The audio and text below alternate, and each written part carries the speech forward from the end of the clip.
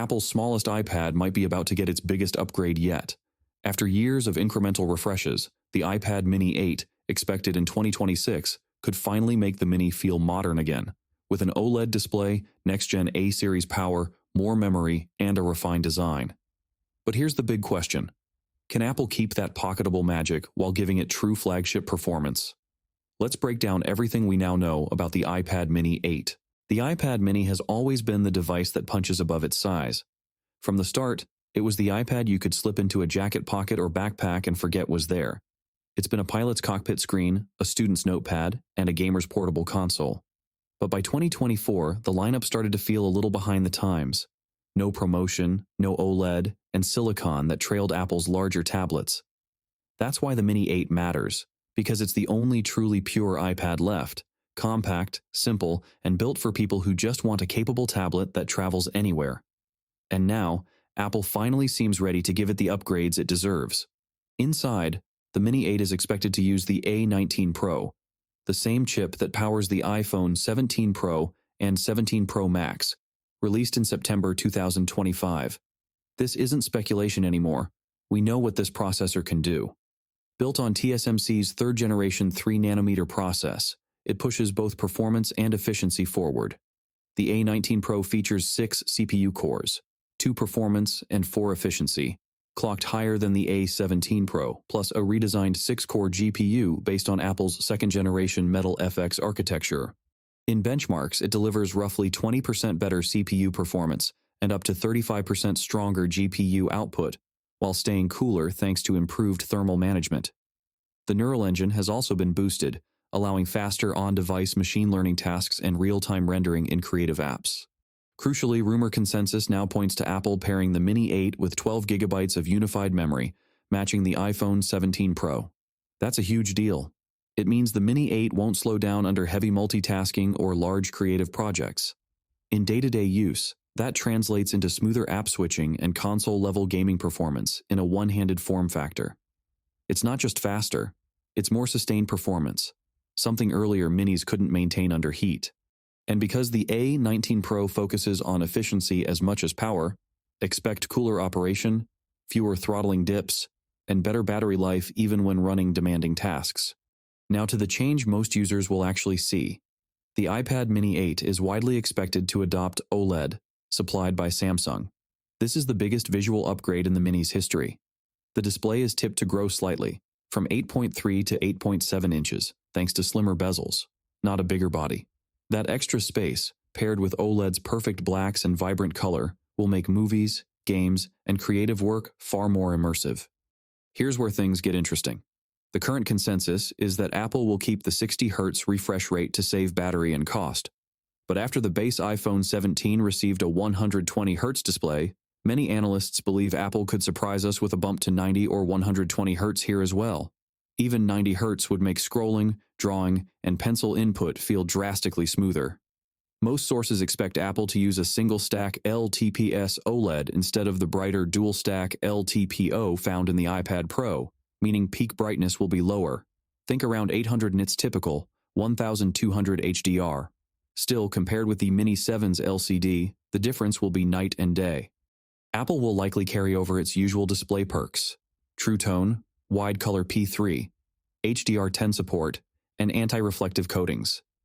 The switch to OLED should also eliminate the mild jelly scrolling some users noticed on earlier Minis.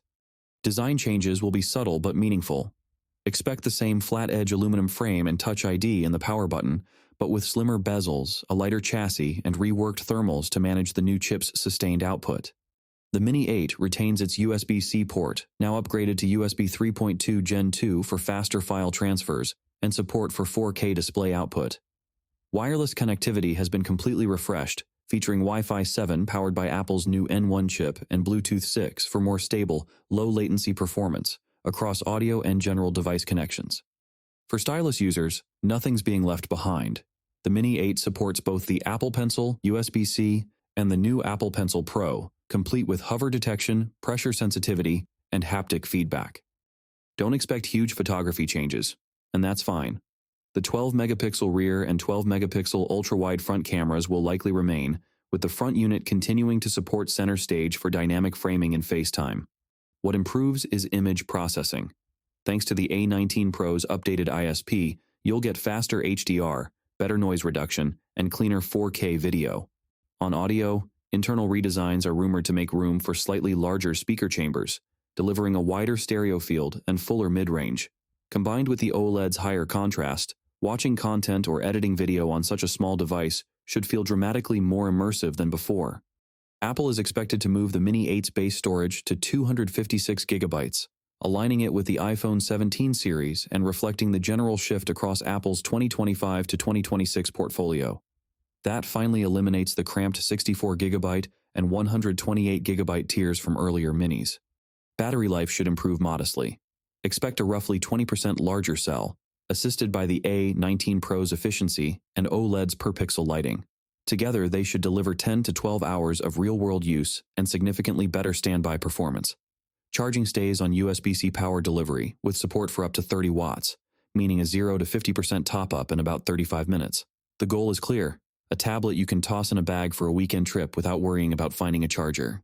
Supply chain reports indicate Samsung's OLED production for the Mini begins in the second half of 2025, lining up with the spring 2026 launch, potentially alongside an iPad Air refresh. Price will likely rise from the Mini 7's $499 LCD model. With OLED, a 256 gigabyte base, and a more advanced chip, analysts expect a starting price between $599 and $649, depending on configuration. That still positions the Mini 8 as a premium compact device, pricier than cheap Android tablets but far below the iPad Pro. If panel yields improve and Apple locks in supplier deals, there's a chance the entry model lands closer to $599. But OLED cost is the main variable. With this refresh, Apple's tablet range becomes simpler to understand. The Mini 8 is for people who need portability first. Students, travelers, pilots, creatives, and professionals who want a secondary screen that doesn't weigh them down. It also tightens Apple's ecosystem integration. Use it as a universal control companion for your Mac, a sidecar editing canvas for your MacBook, or even a continuity camera for FaceTime and conference calls. It's small enough to take anywhere yet powerful enough to serve as a real workstation when needed. So, should you wait? If you own a Mini 6 or 7 and have been waiting for OLED, this might be the upgrade you've hoped for. The new display alone will be a night and day difference. Combine that with the A19 Pro's efficiency, the 12 gigabyte RAM bump, and the base 256 gigabyte storage, and it's a complete modernization of Apple's smallest iPad. If you need something right now, the Mini 7 remains fast, especially with the latest iPadOS updates that improved multitasking and Stage Manager. But the Mini 8 looks like it's shaping up to be the version that finally pushes the small iPad into flagship territory. And honestly, if Apple does add a 90 or 120 Hz display, this won't just be the best Mini ever. It could be the most balanced iPad in the lineup. To wrap up, the iPad Mini 8 is shaping up to be its most significant leap yet.